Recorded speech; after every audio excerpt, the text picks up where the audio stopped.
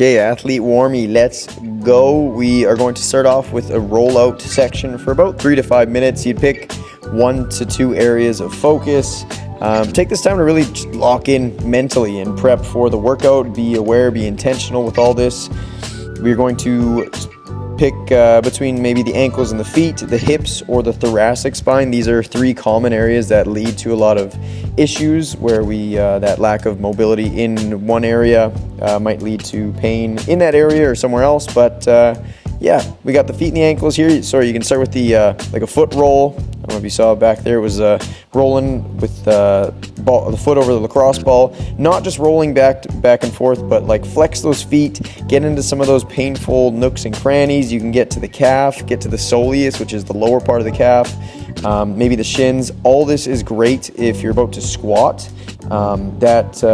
Getting some extra ankle mobility, ankle flexibility in there, fantastic for helping with squat performance and form. Alternatively, you got the hips as an option. If you're a hockey player or probably just an athlete in general, you might have some hip issues. Maybe issues with the hip don't lead to hip pain. Maybe it's back pain or something like that. But anyways, we can get into the glutes. Glutes, you can get glute max. Maybe cross that leg over, get to the top of the glutes. You can get to the outside of the hips, to those smaller glute muscles, or to the TFL, some of those rotators. You can get to the front of the hip, some of the hip flexor area. You can get to the inside of the hip, the adductors. You can create a little more leverage by, here we got like a medicine ball, and you can put the weights or the roller on top of that. You maybe need a step instead of a med ball if you're gonna do it that way. Play around with it, breathe through the nose. Again, pick 1 to 2 areas. If you're feeling stiff and moving slow and you're just not into it, then give yourself some time to do this rolling, okay? If you feel ready to rock and you've already had a full day of living, then maybe you skip through this section, or maybe you just spend like 1 to 2 minutes on it. You just do the feet and then rock and roll. But yeah, third option here, thoracic spine roll. That we have like a little peanut roller here, so it's great to get on each side of the spine, so you're not just rolling right on the vertebrae, which is not bad. It's not fine, or I mean it is fine. Sorry. Get some cracking, popping out of there, just create some space. You can also get to the back of the shoulders, to the lats, the rotator cuff. Move the arms, move the legs. If you're working on the hip, you don't have to just roll your body, but get as much movement into there. Find all those tender spots that might be limiting your movement. The goal is to kind of restore, tap into that active range of motion that you might have lost from like a night of sleep, or maybe just lack of focus over the past couple weeks or something. So we're just trying to tap into range that we know we got. Some other areas, totally optional as well. If you're going through some knee issues, some knee pain, maybe you spend some time rolling out above the knee, that lower quad. Maybe get to the inside, get to the outside, maybe spend some time working on the shin or the upper calf. That might help get some blood flow into the area, loosen up those knees a little bit. Alternatively, elbows are another issue area for some people. So maybe get into the triceps, you can get into the forearms, you can do the front or the back. You can also get into the biceps. This one's great if you get like a step or something, just to give yourself a little more leverage. You're gonna have to play around with how you're actually getting into this position. But again, you can see I'm like moving the wrists, you're like flexing the hands a little bit. It's not just like mindlessly rolling, right? So be intentional with all of this. If you feel like you're short on time, again, I don't know if I said this already, but yeah, cut it short if you need to. That's okay. As long as you feel ready, as long as you're not just skipping through it just because you're feeling lazy, don't be lazy, okay?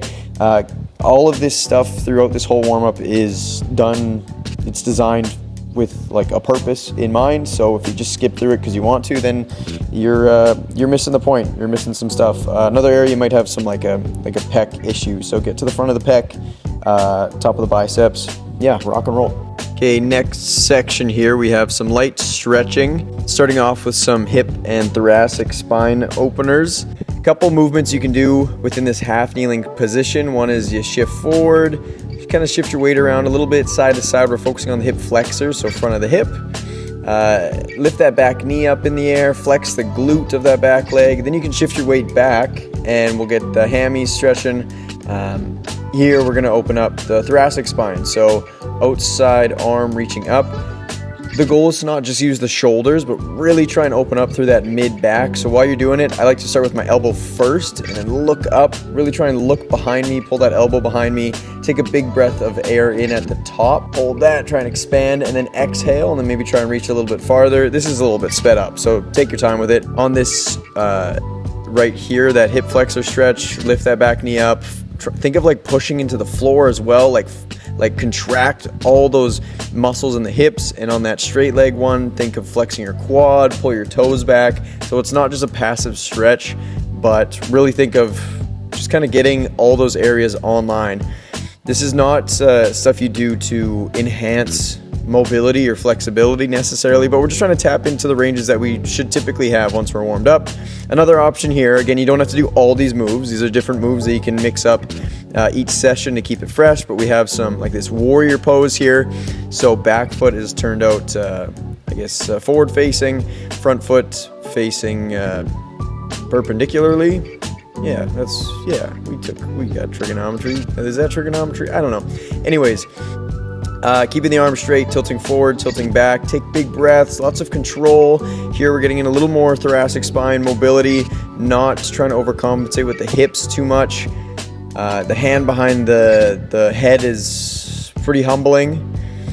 I've been working on a lot of thoracic spine, so that's actually much better than it used to be. You can also get into a deep squat stance. Keep the feet flat. Don't let your heels come up in the air. Don't let your knees cave in, but again, some thoracic spine movement as well. You can try some overhead squats. That is a fantastic movement to get proficient in, is that overhead squat. It's nice if you hold on to a broomstick or a hockey stick or something. And then another option here is some 90-90 hip work here. So in that 90-90 degrees front leg, back leg, lots of intention, right? Like we're not leaning back, we're not using the hands unless you really need to, that's fine. But as soon as you lean back and rely on the hands, it gets really easy. We're trying some hinging, we're holding, we're driving that knee into the ground, then we're lifting that leg up into the air. We're kind of swapping side to side. Here we're lifting the back foot up in the air. If you do this one, you'll feel some cramping in the side of the hip. Especially if you haven't done this before, fight through it, breathe through it. If you stop at the sign of cramp, then it's just going to keep cramping. You're not going to get hurt. Just breathe through it. It's just a sign of weakness. That's all it is. Even on these swaps, try to keep your feet, your heels pinned to the floor, and don't let your low back shoot out too much. Yeah, not just flopping side to side. Lots of intention here. Okay, we're getting into the meat of the warm-up here, the full body strength and movement prep. Through this whole portion here, rip through it fast, no rest. Definitely, if you haven't yet, get a timer going and try to get through it in about like 8 minutes or so, give or take a little bit of time. Breathe through the nose the whole time if you can. We're starting off with some 2-foot pogo hops, staying bouncy. If it feels not great on the feet and the ankles, if you're doing this like first thing in the morning, do it on some mats, maybe 1 or 2 mats. A little more cushion will feel much better. Next up, we have this bear kick through. You're going to start off in a bear position, suck that belly button in, stay strong, and then you're going to lift your hand up, and then your opposite foot kicks through. You don't have to worry about kicking all the way up like I am here. If you just want to kick like a little bit out to the side, that's fine, but the longer you can make it, the better, and then find some flow to it as well. This is great for the shoulders, getting the hips activated. I'm sure they would have already been activated from the other previous warm-up stuff, but you know, getting them online a little bit more. Then you flip upside down, and this is considered a crab hold. I have my fingers pointing my heels, so get the wrists nice and warmed up. The longer you can make this position, the better. The further the feet are past the knee, the more the hammies are going to be working. Get those feet up as high as you'd like as well. Another good one for getting the shoulders involved, more in that hyperextension position. Next up for the hips, we're working on the adductors, so kind of the inside of the thigh. We're doing a single leg side plank, so the bottom leg's floating. I'll turn on the audio here so you can kind of hear the power breaths that we're doing. I got my hand on my stomach for those, driving that foot down. Then we tilt to about 45 degrees, hitting like a different portion of that groin. You can just breathe normally here, and then we tilt to face forward. I'm doing like a 1-leg plank. You can reach your opposite arm and leg out if you'd like, if that helps. Driving that foot down, driving the elbow in, and then I rotate back to where we started, and then try a couple active reps if you can. If you're someone that has some lower back pain, these power breaths are fantastic. Here, I'm just mixing them in once, and I'm inhaling, filling up my belly, and then pushing out hard just to really activate my core, which is awesome. One of these great moves from Dr. Stuart McGill. This is all sped up a little bit, by the way, if you haven't noticed, so don't feel like you have to keep up with the video. Don't overstrain yourself. If this feels like too much, then pull it back, okay? Use your hand or your foot to help you out. That was inside of the hip. Now we're gonna do outside. This is a clamshell. Keep your knee, your bottom knee down on the floor, so my whole shin, foot, knee is down. We're gonna hold that position for about 5 to 10 seconds, and then we're gonna rep it out. This one is tough. You're gonna aim for about 10 reps. Try and really lock out that position. If you want to try during that hold at the beginning some more of those power breaths that we did with that single arm adductor plank, then absolutely go for that. Next up, we're gonna do some upper body stuff. Here we're doing some rows.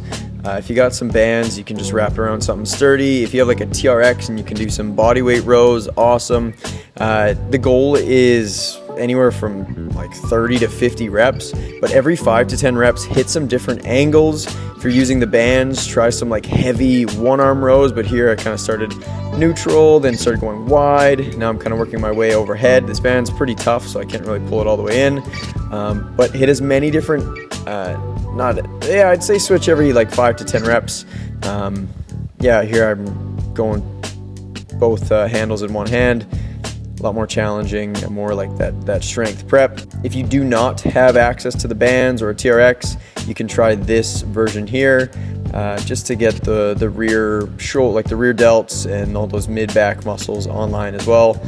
Just playing around, swinging the arms around, overhead, back. Upper body part 2, standing inchworm or stationary inchworm where feet stay locked, walk the hands out. Push-ups. You're gonna go out and in 5 times. Push-ups anywhere from like 2 to 5.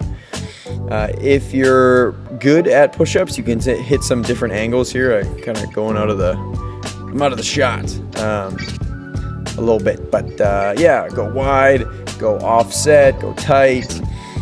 You can maybe add in a little bit of power, a little bit of pop to it if it feels good. And then something for the lower body, we're doing a single leg hinge, a little bit of single leg stability. Take your time with this one. A brief little pause on the bottom is great just to make sure that you got that full control. You do not want to be hopping all over the place with this one. You want to own it. We're doing about 8 on each side. We have that band around the hands as well, just for a little extra shoulder work. So I'm reaching overhead. If you're a hockey player, shoulders are really like injury prone area of the body, so we're really trying to bulletproof those, get them ready, get them strong. You can put the band actually around the fingertips as well if you want to work on a little bit of extra wrist pump in there. That's great. For the bottom of that hinge, flex the butt when you get out of it. A more advanced version here is where you kind of cross over, like a turn towards that pinky toe side. If your shoulders start to get gassed, you can play around with different ways to hold the band. The band is not like fundamental, but it just adds a little extra layer to the whole movement. Makes it a little more effective. Here my shoulders are kind of cooked, so then I grabbed it a different way. This for the lateral squats here.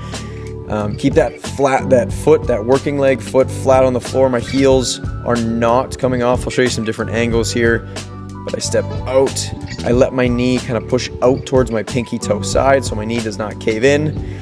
You can watch my heel on that working leg. I try not to let it lift up at all. I am turning my foot out quite a lot actually. If you need to do it a little bit, that's fine, but keep that back strong. You're not just hinging forward. A lot of guys, they start getting that like dog taking a shit spine. If you know what I'm talking about, like it's all hunched over. Don't do that. If the lateral squats aren't doing it for you, you can try this kind of 2-way reverse lunge. That's a good option. Okay, now it's time for some dynamic work, some power prep. Here it's very small space. You can do some more stuff if you got more space, but if you don't got a lot of room to work with, we will do this one out. High knees, fast, get those knees up high, move the feet quick, butt kicks, really kick the dirt up from behind you. And then we're gonna try these hammy kicks, which are slightly different, kind of like a combination of high knee and butt kick. You're gonna think of trying to get your calf to your hammy. Do them, and you'll see why we're doing them. There's 30 reps per side. Get through these quick. Remember, the goal is power prep, so you're not dogging it. Next up, we're gonna do some lateral bounds. You're gonna start off with a stick, meaning you pause, pause, pause, you stop dead between those. So you're gonna do 10 reps there, push, and then stick it. You're gonna land it, you're gonna not just softly absorb it, but you're gonna actually put some power into the floor to really decelerate. And then we're gonna do 10 quick ones. Single arm overhead bear position wall push, kind of a mouthful, but start off in that bear position and then you're pushing overhead. You can go flat palm or fist, but I'm going for about 5 seconds. And we'll do 2 reps each side. Here's another version where you can push down into a bench if the wall one doesn't work too well for you, but suck that belly button in. Shoulder is super strong and locked. You are not just putting your head in this, or your hand in this like over like head vulnerable position. You want to be strong and locked in, and that would blend nicely into these plyo push-ups. Just on your knees is fine, but find that flow, push up so your feet, your hands come off. And then put a little bit of power into the floor as well. Next, we got some alternating split squat jumps. Really try and get up there. So I'm kind of pointing the toes. I'm snapping the toes down. We'll do about 10 total there. Next up, we got some single leg pogo hops. Pop, pop, pop. We're gonna do 20 on each side. I broke mine up into 10 on each side and then just did them twice. You can hit some different angles, but really try and snap those toes down. Keep the leg straight for the most part. And then last one here, we're doing a kneeling to tuck jumps. You'll do 2 tuck jumps. Level 1 is you start on 2 feet and you jump up into 2-foot tuck jumps. Then we want to progress to a single leg. So I'm starting on 2 knees, jumping onto 1 leg. And then here's a version where I kind of, actually that was back to 2 legs. This one I kind of started 2 and then finished 1. Find the level that you are good at right now. You can also like start on 1 knee. That one's really tough. This one, that was my bad, my weak leg. There you go, just to show you that it's real. By the end of this, you should be absolutely ready to sprint. So you might want to add in a little extra, maybe power skips or back pedals, side shuffles, cariokas, some more quick bounds, hops, whatever you need to make sure that you are ready to rock. Some stuff that I really love for pre-sprinting or like another speed builder is a straight leg run, and you build up some speed on that. That is awesome. Some single leg hops, like jumping 1 leg to 1 leg, like same leg, and you're going for distance. Fantastic for building speed. I highly recommend you mix some of those in.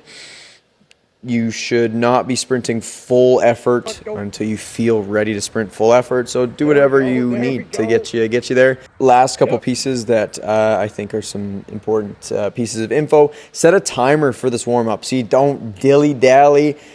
Be efficient. Don't waste your own time here.